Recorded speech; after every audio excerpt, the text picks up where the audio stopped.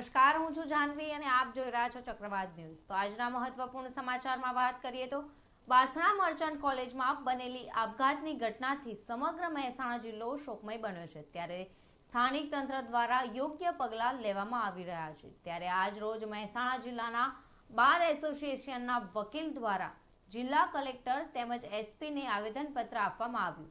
દીકરીની સામે અન્યાય થયો હોવાનું જણાવી તેની સામે યોગ્ય ન્યાયિક તપાસ થાય તેવી માંગણી કરવામાં આવી। મારું નામ કિશોર ત્રિવેદી, એડવોકેટ મહેસાણા, પૂર્વ chairman bar council of Gujarat, હાલમાં પણ હું બાર કાઉન્સિલ ઓફ ગુજરાતનો મેમ્બર છું।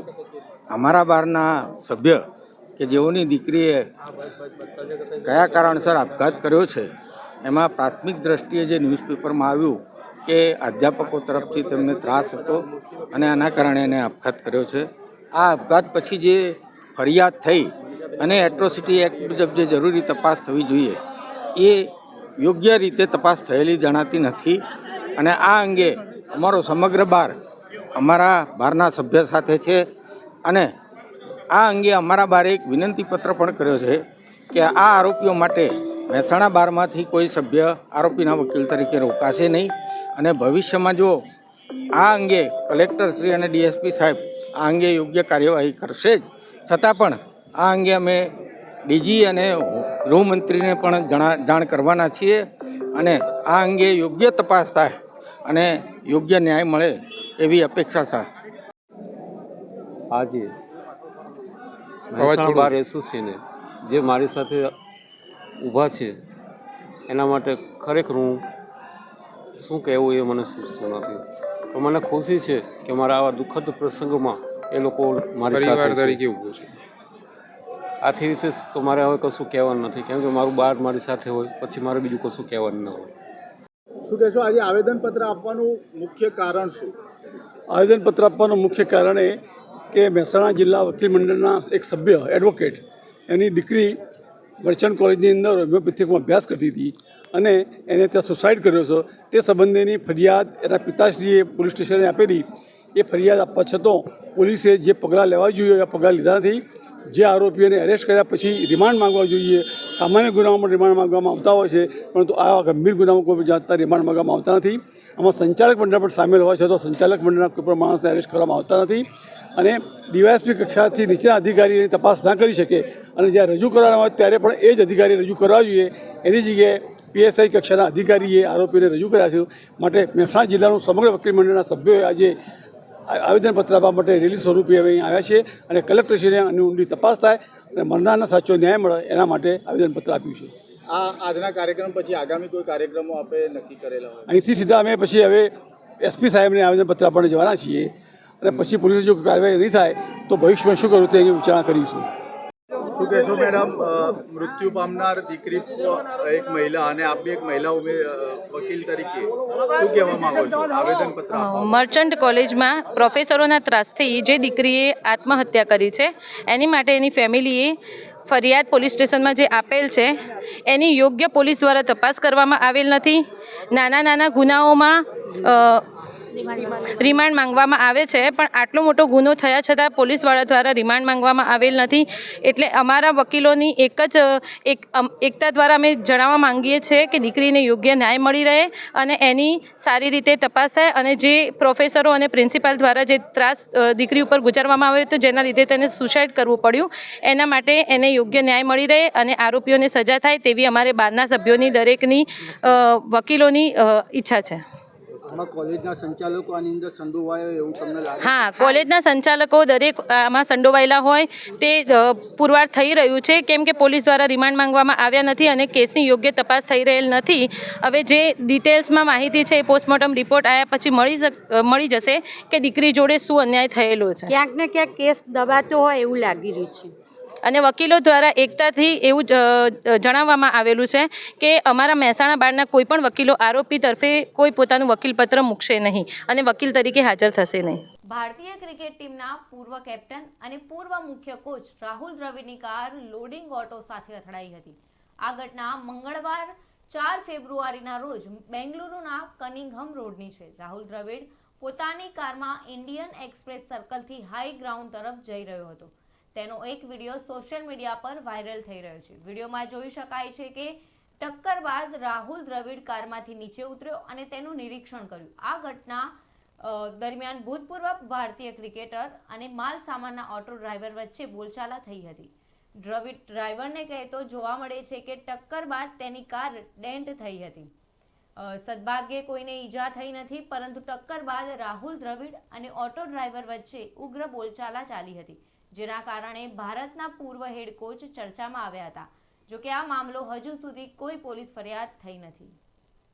મહેસાણા બાસણા કોલેજમાં વિદ્યાર્થીનીના આપઘાતનો મામલો કલેક્ટર કચેરીએ આવી પહોંચ્યો હતો. ઉર્વશી શ્રીમાળી આપઘાત કેસમાં દલિત વકીલ મંડક બાદ દલિત સમાજે રેલી યોજી હતી.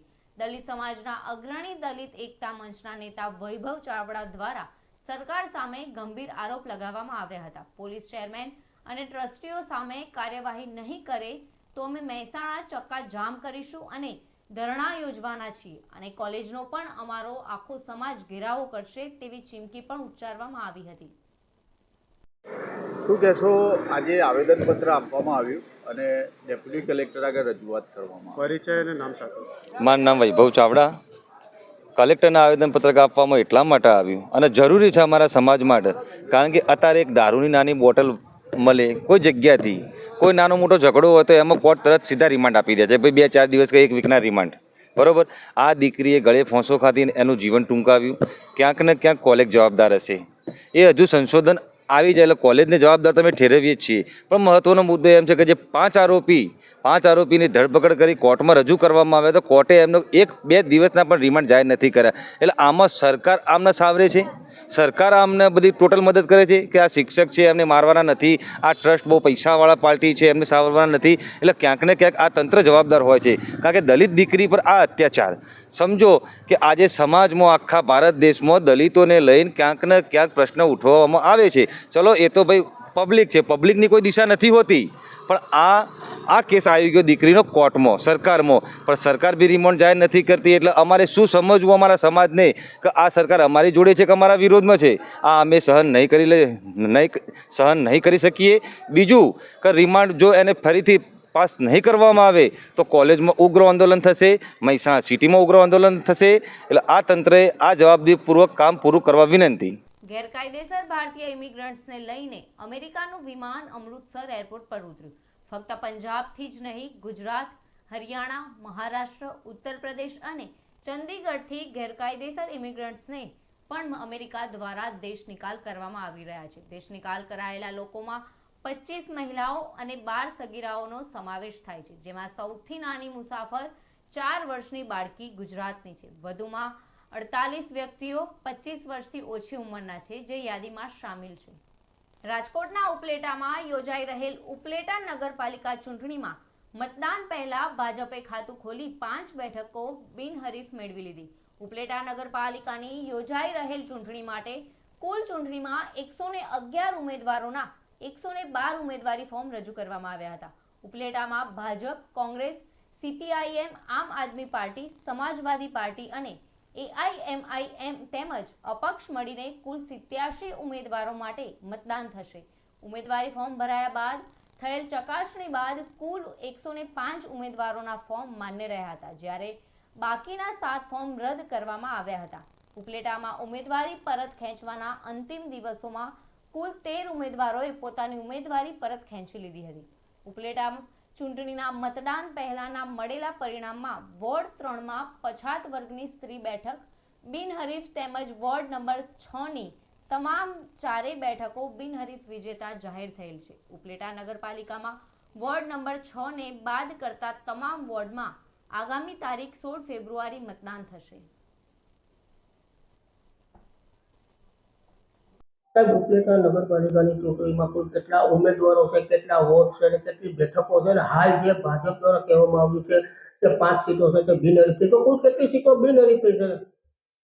ઉપલેટા નગરપાલિકા સામાન્ય ચૂંટણી 2025માં કુલ 111 ઉમેદવારોના 112 ઉમેદવારી પત્રો ભરાયેલ હતા.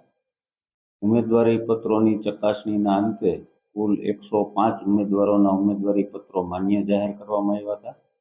આજે ઉમેદવારી પત્રો પાછા ખેંચવાનો છેલ્લા સમય સુધીમાં કુલ 13 ઉમેદવારોએ પોતાના ઉમેદવારી પત્રો પરત ખેંચી લીધેલ છે અને એના પરિણામે વોર્ડ નંબર 3માં પછાત વર્ગ 3ની બેઠક અને વોર્ડ નંબર 6ની 4 બેઠક, આમ કુલ 5 બેઠકો બિનહરીફ થયેલ છે.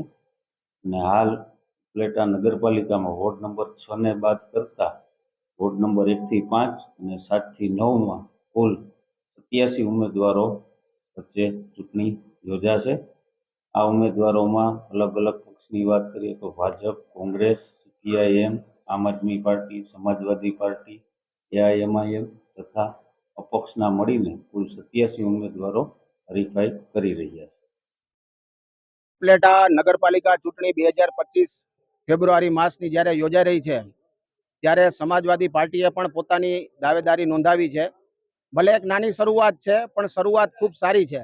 સથી શરૂઆત હોય છે, સથી સારી વસ્તુ હોય છે અને સથી અમારી 7 સીટો છે. અત્યારે 7 અમારા ઉમેદવારો, અને ખુશીની વાત અમને એ છે કે આજે આવી મોટી લહેરની અંદર ઘણા બધા ઉમેદવારોએ પોતપોતાની પાર્ટીના હાથ છોડી દીધા છે. ત્યારે અમારા 7 ઉમેદવારો આજે પણ સમાજવાદી પાર્ટીને પકડીને રહ્યા છે ને એક પણ ઉમેદવારે પોતાની દાવેદારી પાછી ખેંચી નથી.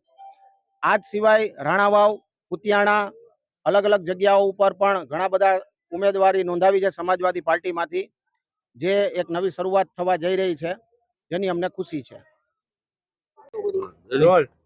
મહેન્દ્ર પાડલિયા, ધારાસભ્ય, ધોરાજી ઉપલેટા વિસ્તાર. આજરોજ નગરપાલિકાની સામાન્ય ચૂંટણીના ઉમેદવારોની અરજી પરત ખેંચવાનો આજે છેલ્લો દિવસ હતો અને અત્યારે સમય પૂરો થયો છે. અત્યાર સુધીમાં ઉપલેટા નગરપાલિકાના 6 કોંગ્રેસના ઉમેદવારોએ અને 6 આમ આદમી પાર્ટીના ઉમેદવારો અને એક અપક્ષ ઉમેદવારોએ પોતાની ઉમેદવારી પરત ખેંચી છે. આજે અમારા ઉપલેટા ધોરાજી વિસ્તારમાં કોંગ્રેસ વેર વિખેર થઈ ગઈ છે. કોંગ્રેસના ઉમેદવારોને કોઈ પણ જાતનો કોંગ્રેસ ઉપર ભરોસો નથી અને કોંગ્રેસના ઉમેદવારો ભારતીય જનતા પાર્ટીમાં જોડાઈ રહ્યા છે. અને આની પાછળનું એક જ કારણ છે કે વિકાસની ગતિ જ્યારે પકડાની હોય, વિકાસના મુદ્દા ઉપર જ્યારે અમે ચૂંટણી લડવાના હોય તો દરેકને એમ છે કે અમે પણ આમાં જોડાઈએ. અને બીજું કે 2017માં કોંગ્રેસ પાસે ભાયાવદર અને ધોરાજીની નગરપાલિકા હતી અને ભારતીય જનતા પાર્ટી પાસે ખાલી ઉપલેટાની હતી. પણ આ વખતે મારી ખુલ્લો પડકાર છે કે ભાયાવદર, ઉપલેટા અને ધોરાજી 3 નગરપાલિકા એ વિકાસના મુદ્દા ઉપર લડવાના છીએ અને 3 નગરપાલિકા એ ભારતીય જનતા પાર્ટીના ઉમેદવારો વિજેતા થવાના છે અને ભારતીય જનતા પાર્ટીની નગરપાલિકા બનવાની છે અને એક વિકાસનો નવો અધ્યાય ધોરાજી અને ભાયાવદરમાં પણ શરૂ થવાનો છે. ઉપલેટાની જો વાત કરીએ તો ઉપલેટા નગરપાલિકામાં હાલ અત્યારે ભાજપની કુલ કેટલી સીટો છે ને કેટલી બિનહરીફ થઈ? આ વખતે પ્રથમ વખત ભારતીય જનતા પાર્ટીએ 36માંથી 36 બેઠકોમાં ભારતીય જનતા પાર્ટીના ઉમેદવારો ઊભા રાખ્યા છે. અને અમને આનંદની વાત તો એ છે કે લઘુમતી સમાજના પણ જે વોર્ડ નંબર 9 છે એમાં પણ ભારતીય જનતા પાર્ટીના સિમ્બોલ ઉપર 4 ઉમેદવારો લડવાના છે. એમાં પણ અમે વિજેતા થવાના છીએ. એટલે ભારતીય જનતા પાર્ટીના 36 ઉમેદવારો લડી રહ્યા છે. હાલ અત્યારે કેટલા બિનહરીફ થયા? 36માંથી 5 બિનહરીફ થયા છે. એ પૈકી એક વોર્ડ નંબર 6ના 4 ઉમેદવાર આખો વોર્ડ બિનહરીફ થયો છે.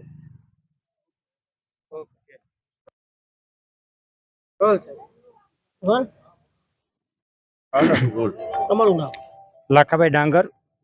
રાઘવભાઈ, જે રીતે જો વાત કરવા જઈએ તો અત્યારે કોંગ્રેસની જે 6 સીટો છે તે ફોર્મ પરત ખેંચી લીધા છે અને 6 સીટો ઉપર ભાજપનો વિજય થયો છે. આવું કેમ બન્યું?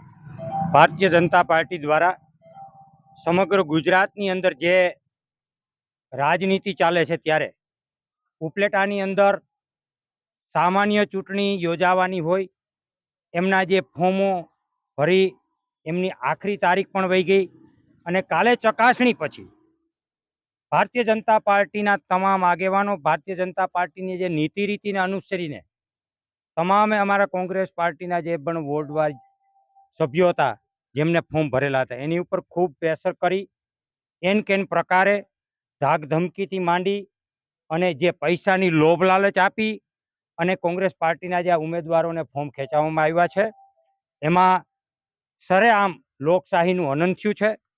લોકોનો જે 5 વર્ષે મોટો મતાધિકાર છે એ મતાધિકાર એ ભારતીય જનતા પાર્ટીના જે લોકોએ આ કર્યું છે એમને છીનવી લીધો છે. ભારતીય જનતા પાર્ટી સંવિધાનના નામે ખોટું બોલી કે અમે સંવિધાનમાં માનીએ છીએ, ત્યારે આ સંવિધાન યુક્ત ચૂંટણી હોય, આ સંવિધાનની અંદર જે મતદારોને મતાધિકાર આપવામાં આવ્યો, એમને જે હક છે એ અધિકાર એમને છીનવી લીધો છે. અને આવું ક્યારે પણ જઘન્ય કૃત્ય કહી શકાય. એ લોકશાહીમાં શોભનીય નથી. સાથે માન્ય ધારાસભ્યશ્રી પણ આમાં ઇન્વોલ્વ થયા છે. સવારથી માંડી અને તમામે તમામ અમારા જે પણ વોર્ડની અંદર અમે એની વોચ રાખતા હતા. પૂરેપૂરી કાળજી અમે લીધી છે. મોટા ભાગના તમામે તમામ અમારા ઉમેદવારો છે એને ઉપર એટલું પ્રેશર, સગાવાલા એન કેન પ્રકારે, જેને કહેવાય કે દમન પ્રકારનું જે આ જે પ્રેશર કર્યું છે, એને કારણે આજે અમારી 6 બેઠકો છે એ લોકો બિનહરીફ કરવામાં એ સફળ થયા છે.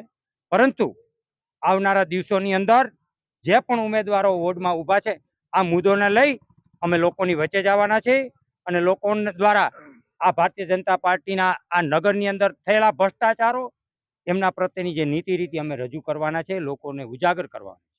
મહામંત્રી નગરપાલિકાનું રાજકોટ જિલ્લાની અંદર 5 જગ્યાએ ઇલેક્શન છે. ઉપલેટા નગરપાલિકા, ધોરાજી નગરપાલિકા, ભાયાવદર નગરપાલિકા, જેતપુર નગરપાલિકા અને જસદણ નગરપાલિકા. આજે ફોર્મની છેલ્લો દિવસની સંપૂર્ણ પ્રક્રિયા પૂર્ણ થઈ અને ભારતીય જનતા પાર્ટીનો 5 નગરપાલિકાની અંદર સ્પષ્ટ બહુમતીથી વિજય થવાનો છે. એક પર્વના ઉત્સવ જેવો માહોલ ચાલી રહ્યો છે. એ પૈકીની અંદર અત્યારે ઉપલેટાની અંદર પણ મેસેજ છે. 6 નંબરનો વોર્ડ સંપૂર્ણ રીતે બિનહરીફ જાહેર થયો છે. 3 નંબરની અંદર 1 બિનહરીફ જાહેર થઈ છે. 1 નંબરની અંદર 1 બિનહરીફ જાહેર થઈ છે. આ વાતાવરણ ભારતીય જનતા પાર્ટીની વિચારધારા સાથે જોડાવા માટે અનેક વિવિધ પાર્ટીના લોકો અમારી સાથે આવવા માટે પણ તૈયાર હતા. આ પૈકીની અંદર ધોરાજીની અંદર પણ સારો માહોલ છે. ભાયાવદરની અંદર પણ બિનહરીફ નગરપાલિકાની આખી બોડી આવે એવા બધા ભારતીય જનતા પાર્ટીના કાર્યકર્તાઓ પ્રયત્નો કરે છે. જિલ્લા ભાજપના ઉપપ્રમુખને ટિકિટ અપાઈ હતી, બાદમાં તાબડતોબ ફેરફાર કરવામાં આવ્યો હતો. અમારી એક પાર્ટીની ક્રાઇટેરિયો અને મર્યાદા પણ હોય છે. જ્યારે 4 ટર્મ લડ્યા હોય કે એવી મર્યાદા હોય તો એ પાર્ટીના સ્વૈચ્છિક એમને જાણ થઈ તો એમને બીજો ઉમેદવાર પણ એ આપી ગયા. જે જયેશભાઈ ત્રિવેદી હતા, બીજો ઉમેદવાર આપી ગયા અને પાર્ટીની વિચારધારા સાથે અત્યારે પણ કામ કરે છે. કોઈને મનભેદ નથી, અસંતોષ નથી. પાર્ટીના હરેક કાર્યકર્તાઓ ભારતીય જનતા પાર્ટીની અંદર અત્યારે કામે લાગેલા છે. અમદાવાદના બાપુનગરમાં પિતાએ પોતાના જ પુત્રની હત્યા કરી. પત્ની મહેસાણા જતા પિતાએ બાળકોની હત્યા કરીને આત્મહત્યા કરવાનું વિચાર્યું હતું, જેમાં સોડિયમ નાઇટ્રાઇટ પાણીમાં પીવડાવી 10 વર્ષના પુત્રની પિતાએ હત્યા કરી નાખી. દીકરો મૃત્યુ પામતા પિતા ફરાર થઈ ગયો હતો. જોકે પોલીસે હત્યારા પિતાને પકડી પાડ્યો છે. વડનગર તાલુકાના જાસકાથી બહુચરપુરા, મોહનપુરા, કાળુપુરા અને વાલડાપુરા વિસ્તારના લોકોને છેલ્લા 1.5 વર્ષથી પથરાળો માર્ગ પરેશાન કરી રહ્યો છે. આ સમસ્યાથી પરેશાન રહીશોએ ડામર રોડ નહીં તો વોટ નહીંના સૂત્રો લખેલા પાટિયા લઈને માર્ગ પર બેસી જઈએ પોતાનો આક્રોશ દર્શાવ્યો હતો. 1.5 વર્ષ અગાઉ જિલ્લા પંચાયતના બાંધકામ વિભાગ દ્વારા ડીવી ચૌધરી નામની એજન્સીએ આ માર્ગ ડામરથી બનાવવાનો ઇજારો આપવામાં આવ્યો, પરંતુ એજન્સી કામ નહીં કરતી હોવાથી તંત્ર દ્વારા તેમનો કોન્ટ્રાક્ટ રદ કરી નવી ટેન્ડર પ્રક્રિયા હાથ ધરી માર્ગ નિર્માણ માટેની દરખાસ્ત સરકારને મોકલી આપવામાં આવી છે. જો કે હજી આ માર્ગ બનતા કેટલો સમય લાગશે તે નિશ્ચિત નથી, એટલે હજુ પણ લાંબા સમય સુધી આ વિસ્તારના લોકોને પથરાડા માર્ગ પર કરવી પડે તેવી સ્થિતિનું નિર્માણ થયું છે. જો તંત્ર દ્વારા વહેલી તકે ડામરના માર્ગનું નિર્માણ નહીં કરવામાં આવે તો અહીંયા રહીશોએ ચૂંટણીનો બહિષ્કાર કરવાની ચીમકી ઉચ્ચારી હતી. તો સમાચારમાં અત્યારે બસ આટલું જ. વધુ સમાચાર માટે જોતા રહો ચક્રવાત ન્યૂઝ.